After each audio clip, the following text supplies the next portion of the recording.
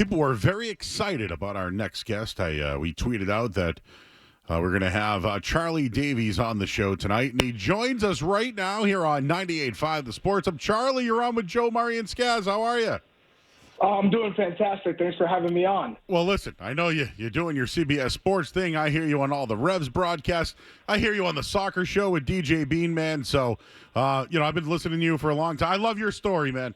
The battle that you've had yourself, man, years ago, and what you're doing now, man. I'm a big fan of yours. So, we tweeted out today that you were coming on, and people were sending me questions to ask.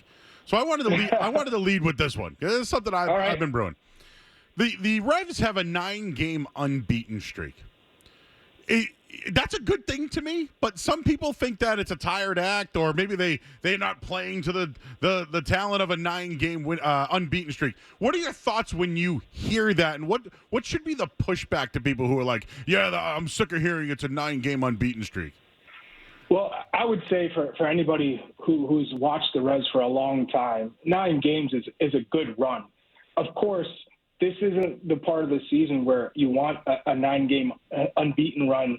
You know, you want this towards the end of the season where you're heating up for the playoffs, because in MLS, typically it's the teams that do well towards the end of the year that go on this run. You know that they're destined for a deep run in the playoffs. And the Crafts have always stated an MLS Cup is the goal, nothing less. Just making the playoffs isn't good enough for the New England Revolution. So given where they were last year, you're saying, oh, my God, this is a team worth watching. Now you want to come to the stadium and watch when you have a player like Carlos Gil, who doesn't come around too often. He is a gem of a player. So he's one worth the price of admission. I can give you that. He's worth coming to watch play. But it's a little bit in the middle. You don't want to go too overboard and say, hey, this team is MLS Cup destined. They're ready. Because it's a good run, but it's not a run that you say, oh, this is one of the best teams in the league, which is what New England fans want to hear. This is what they want to see, a team that is competing with the best in the Eastern Conference, the best in Major League Soccer. And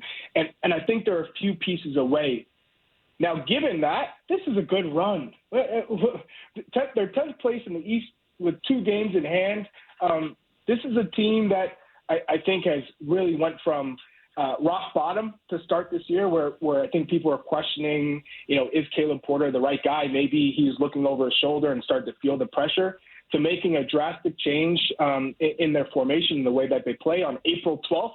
I'll remember it like it was yesterday against Atlanta United, where they got that massive win in Atlanta, and it seemed to kind of change the locker room chemistry. I think it changed the vibe around the team, and they've been able to push forward since. Is this a finished product? By no means. But I think if you're a New England Revolution fan and you've seen this team over the past couple of seasons, you have to be encouraged. I completely agree with you. We said, hey, if the Revs are good and they're playing good, we're going to talk about them here on 98.5 The Sports Hub. And they have been. I'll tell you, we've been calling it the bump, the night show bump. We had Eli Feingold on the show. Since then, He's got 3 goals, right?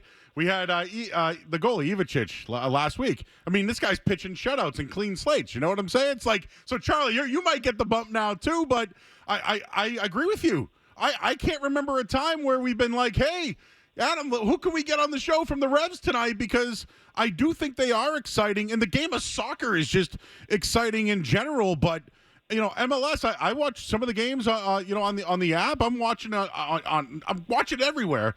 But my whole thing is I'm excited about soccer again. But I hear Coach Porter every week. I now can actually know the guys' names and what they're doing, and I do think they've developed a nice little interesting team here with some young players and veterans. They have, and what I love, I think one of the things I love most about this team is there's a good mix of youth and veterans and the experience. So when I look at a player like Peyton Miller, by the way, if people haven't seen Peyton Miller, he's 17 years old, and this kid is a star in the making. He's a left wing back. He plays with the youth national team, but he's a positive kid. He's got the right mentality. He has respect for the players who have done it before him. He's eager to learn. And he's got some pace. He's got wheels. So for New England fans that love speed, a game changer, Peyton Miller as primarily a defensive player, is really creating a lot of problems for opposing teams. So at 17, he's got a really bright future. So come to watch him. And then you just mentioned Eli Feingold, a 20-year-old on the opposite side. So you have two young players who bring so much energy and dynamism to this team. So I think from that fact, it's really entertaining. It's opened up the Revs. You know, they can give more room to Carlos Gil, who's a magician in the middle of the field. And then you have a player like Fofana in the middle, and they needed to add some defensive players to strengthen up this team. And Mamadou Fofana has been an incredible addition to this team because he brings this experience, this calming presence in the back. He reads the plays so well that happen in front of him, so he can put out a lot of fires. You know, and ultimately, I just think that they're missing one more dynamic attacking player that can play with, you know, a Shankala, a Carlos Gil, you know, and if they're able to find that one player this summer, I think that could be the difference maker for this team in the end. A listener asks, his name is Russ in Walpole, do you think Peyton Miller has the potential to be a starter someday in the Premier League? Yes, I do. Absolutely. You know, when you see kids, I've played for such a long time, and I've seen so many young talents across the world. I mean, my club in France was known for developing talent. And, you know, in Sweden, I've played with and against many of the youngest talents in world football. And so when I see Peyton Miller, he has some of the things that you can't teach, and that's the pace, that's the quickness, that's the anticipation, the eagerness. Where he will continue to fine-tune his ability is just making the right decisions, when to go forward, when to cross the ball early versus getting to the end line and whipping a ball in, when to come inside and underlap a winger. But those are things that are so easily coachable, and he's one of those players that will listen and grow and learn. So there's no doubt in watching him play, he has the physicality and the intangibles to play in the Premier League one day and be a starter on the weekends. Yeah, Charlie, I just wanted to ask you, you bring up Peyton Miller, a guy who could play in the Premier League someday, but the U.S. national team is playing this weekend against Turkey. And, you know, I like the hire of, you know, Pochettino, Coach Poch, whatever, you know, I still feel like I'm butchering it every time I say it. But you're almost there. Pochettino. Yeah. But he feels like a guy who is less afraid of the MLS than, you know, USA coaches in the past. I think that's a good thing. But it seems like there's some questions, some criticisms around the guys like Pulisic, you know, Weah, McKennie, you know, Giorena. All these guys aren't going to be around for this next, you know, stretch of the Gold Cup. What are your thoughts on the roster and just his start so far as the U.S. men's team's coach? Yeah, great question. A coach like Pochettino, who has coached the best players in the world, in PSG, he had Lionel Messi, he had Neymar, and he had Kylian Mbappe, right? So these are three of the most dynamic world-class players that we've ever seen, especially in this generation, the best that we've seen. And, you know, when you coach players at the highest level, he's gotten to a Champions League final with Tottenham. He's coached PSG. He's been able to take, I think, gems and undiscovered talent or talent that really haven't fulfilled their potential yet at Southampton and put together promising performances, so much so that Tottenham ended up signing him.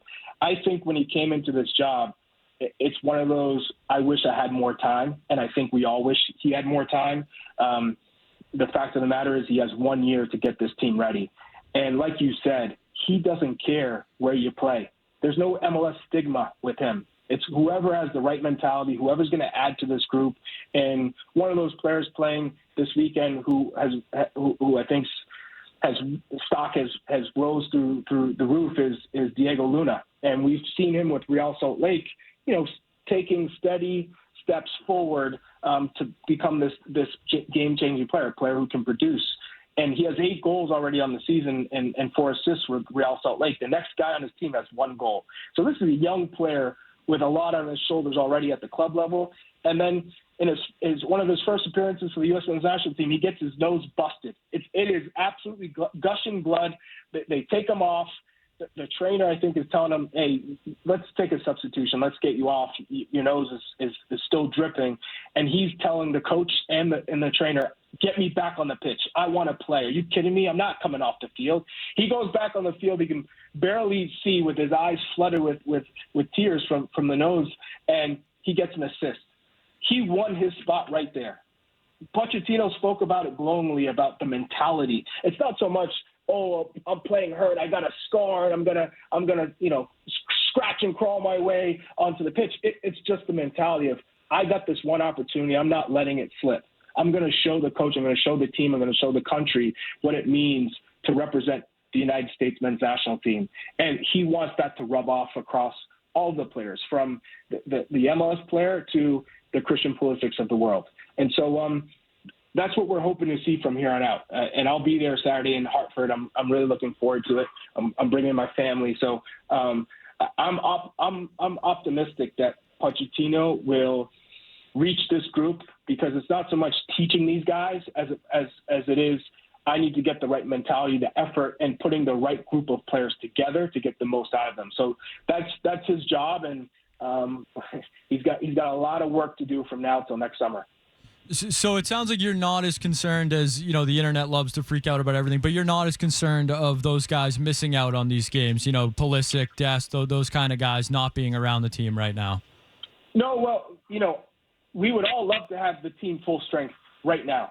But in reality, we don't know what happens behind the scenes. Today, this month is Mental Health Awareness Month, right? And in the past, I've obviously been guilty of it. I've lived through it, where no matter what's happening in your life, that may take away focus, or you may prioritize your sport over something that should be prioritized. I think nowadays with this new generation, they're focused on what's best for them in their life and moving forward. And so I always tread carefully when we're talking about players missing and asking for rest or asking for time off, because we always assume, they just want a nice little break on the beach and they want to play golf, but we don't know the stresses that they go through or the things that are happening around them. So Christian Pulisic is the only one, to my knowledge, that has asked for a break because of this grueling season. Now, Weston McKennie and Timothy Weah, they're not there because they have the Club World Cup. Gio Reyna's not there because he has the Club World Cup. Anthony Robinson's not there because he had surgery on his knee. So Sergiño Dest is there for these two friendlies, but then goes back to get ready for his season with PSV because he had missed most of the year with an ACL. So, you have the core there, and Yunus Musa asked for personal reasons. He asked for time off. So, again, we don't know what's happening behind the scenes. What I do say is, when one door closes, there's another opportunity for all the players there in camp right now. And so there are a few players, Quinn Sullivan, Alex Freeman at right back, and Paxton Aronson. Those three players are young, their first opportunity in camp, and they have a lot to look forward to and a big chance to impress Pochettino and the group. So that's kind of where I'm at. I always find the positives in some of these situations. Appreciate opening up about that. Charlie Davies joining us here on 98.5 The Sports Hub. I got another U.S. men's national team question. I know you were a part of it. I watched Lamine Yamal today, right? Oof. And this guy, I'm a collector, like memorabilia and everything. So Yamal, I'm in on it. But now he's starting to score more goals. He had a couple today, right? And Spain just keeps getting better. And I just think about the U.S. men's national team. How are they going to get better and compete when you have guys like Yamal out there? Well, let me put something in perspective for you, because I agree. When you see Lamine Yamal on the field and what he can do as a 17-year-old, let's get that clear. He's 17 years old, and he can make the most decorated veteran professional look like a kid on the pitch. That's how good he is. Where a double team's not good enough to mark this guy. So people have been very hesitant to compare him to Lionel Messi, of course. Both started at Barcelona, and Lionel Messi went on to arguably be the best player of all time. And Lamine Yamal is ahead of him at the same age, so naturally those comparisons keep coming up. But he is a special player. You have Nico Williams on the other side, a special player. In midfield, you have Pedri. So just to put it in perspective, in 2009, I always go back to this, Confederations Cup, we played Spain. in the same situation, they hadn't lost in 2 years after winning the Euros in 2008. Now, they went on to win the World Cup in 2010, and they went on to win the next Euros in 2012. But in 2009, the tournament before the World Cup that no longer exists, I wish it did, we ended up having a miracle happen for us where we got on to get out of the group into the semifinals in a group with Brazil, Italy, and Egypt. We beat Egypt 3-0 on the last day, and we got through to the semifinals. This Spain team, like I said, hadn't lost in 2 years. They had Cesc Fabregas, Xabi Alonso, who is now the Real Madrid coach, Fernando Torres, and Davies, both center forwards up top. And then you had Puyol, Piqué, Casillas, Sergio Ramos, some of the most incredible, legendary players of all time. We beat them 2-0. So what does that tell you? It's not about the names on the paper, the names on the team sheet.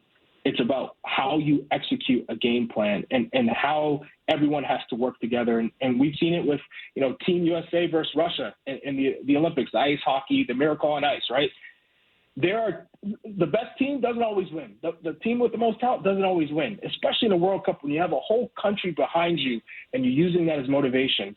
What I'll tell everybody is we just need all these players to be, one, fully fit, two, in a rhythm and in form coming into the tournament, and three, with the right game plan, the right tactics.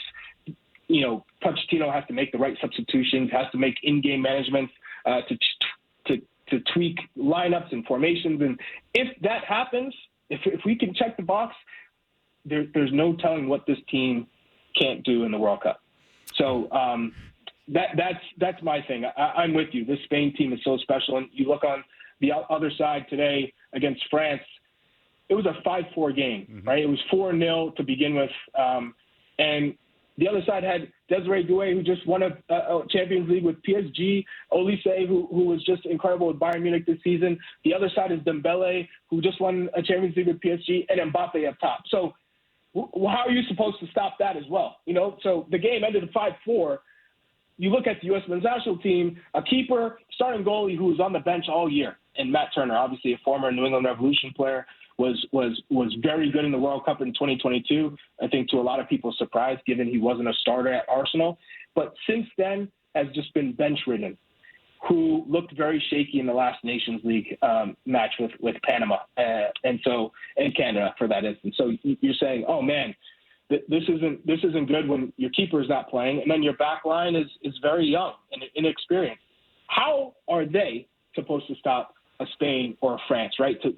To potentially make a deep run in a World Cup. And that's just two teams among maybe 10 to 15 teams that have stellar attacking players. So, again, it's got to be a little bit of everything. And I'm optimistic, and I think that if Pochettino can get these things right and players take care of what they got to take care of, we have a chance to shock some people next summer. The sport is so growing. Like, that's what I was going to ask you. Like, me as just a radio host, and PSG's on over the weekend. Like, you got a big game today. It's just it's in your face all the time. I check out the Revs when they're on.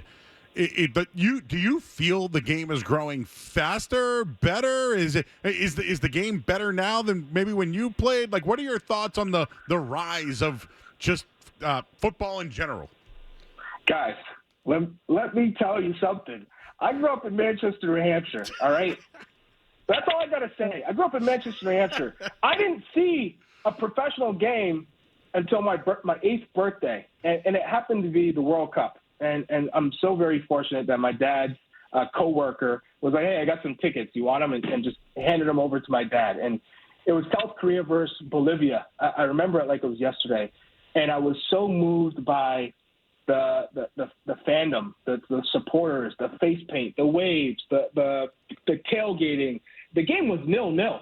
What I didn't care about the game. What stuck with me for the rest of my life was everything around the game. That's what moved me to say, I want this to be my dream. I want to make this happen.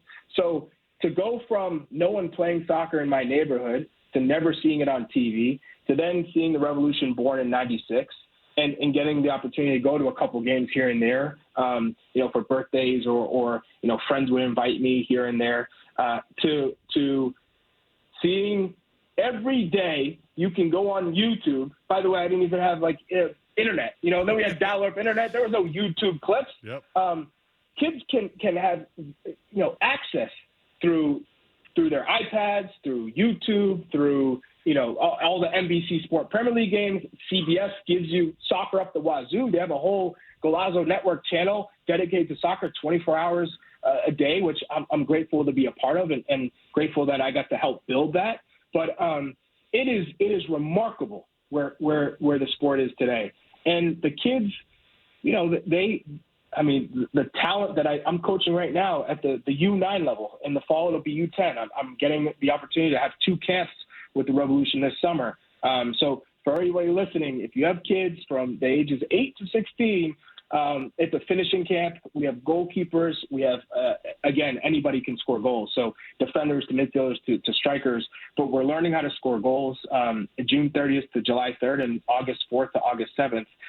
So you can look on the Revolution website. But I am so moved to see so many people care about the sport and how important and how it's grown so much. And I know the Revolution are on the cusp of acquiring their own stadium site around Boston. So again, what a game changer that would be. So I owe a lot to the New England Revolution for helping me understand the game, to watch the game, and then getting to see the crafts, create the Revolution, getting to work with the crafts, and then getting to know them. I'm sure, as you know, they're a special family, and they do a lot for soccer in this country, in particular New England, but a lot for people in New England with all their generous donations.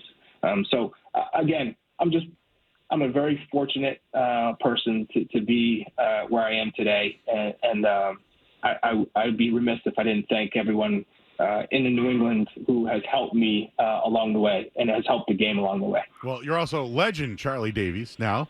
And by the way, you mentioned that game. Skaz looked it up. Nice little 0-0 draw. The final score 0-0. What is that? June 23rd, 1994. Yeah, nice little 0-0. My birthday was June 25th, and I remember watching all the games at home at that World Cup because it was the first time I've ever seen soccer played professionally. Oh, yeah, and so, it was great. Yeah. The whole country, I think, was mesmerized by it. It really was able to generate a number of top-level people to say, hey, let's create our own professional soccer league. And here we are in 2025 with a league that is maybe top 10 in the world and only going to get better after this World Cup. Yeah, well, everyone's happy you gave Manch Vegas a shout-out. So, Manchester, New Hampshire, all day. Oh, got to go to the Farm Bar and Grill. Maybe we'll get some barbecue there some night, Charlie. Hey, don't tempt me. Oh, hey, listen, don't tempt me. All right, don't tempt me. Skaz will love that, too. We'll take the ride out. While we're at it, let's stop at the mall in New Hampshire and here we go. Grab some General Tso's chicken. General Tso's. So good, man. Hey, but one more thing on the Revs before we let you go. The fan voting ends June 12th for the MLS All-Star team. Who is Charlie Davies picking for the All-Star team? Well, I can tell you right now, Carlos Gil is a starter, no doubt, within this team. He's been such a special player. He still brings it every day. We know Lionel Messi is going to be in this All-Star game, so I hope he's ready and available and can play. Those 2 players obviously stand out. Diego Luna, I think, as an American, with 8 goals and 4 assists this year in 16 games, has been impressive. He's really, I think, turned some heads and has grown a lot. So I think he'll be involved in this All-Star game. Diego Rossi and Hani Mukhtar, Denny Bouanga with LAFC. Those are the special players in this league. And so, again, I hope we get a competitive game and these players can continue to show the people in this country just how special the players in this league are. All right, voting runs through June 12th. He's Charlie Davies. Charlie, word on the street is you're a thoroughbred. Your kids are also great soccer players. Is that correct? Well, they're getting there. They're getting there. It's always. I'm sure there's a lot of parents out there who also coach their kids, and the pressure that is, always going to be on them. Maybe it's unfair, but you demand and expect a little bit more from your kids. And if I'm on the sidelines, it might be a little bit greater.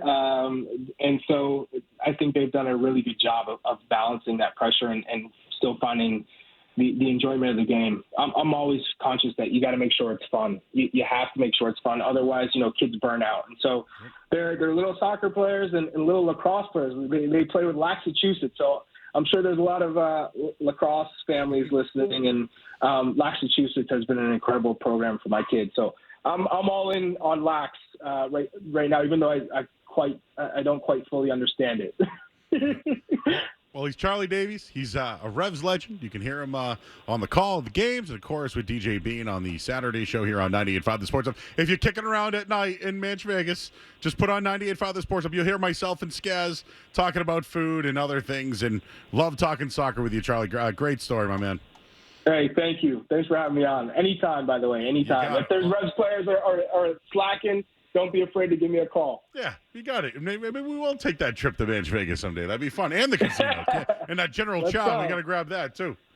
I'm in. You got it. He's Charlie Davies. Appreciate you, man. We'll catch up soon. Thank you. All right. Sounds good. Thank you. Charlie Davies, everybody. Revs legend. Soccer analyst, CBS Sports, Revolution.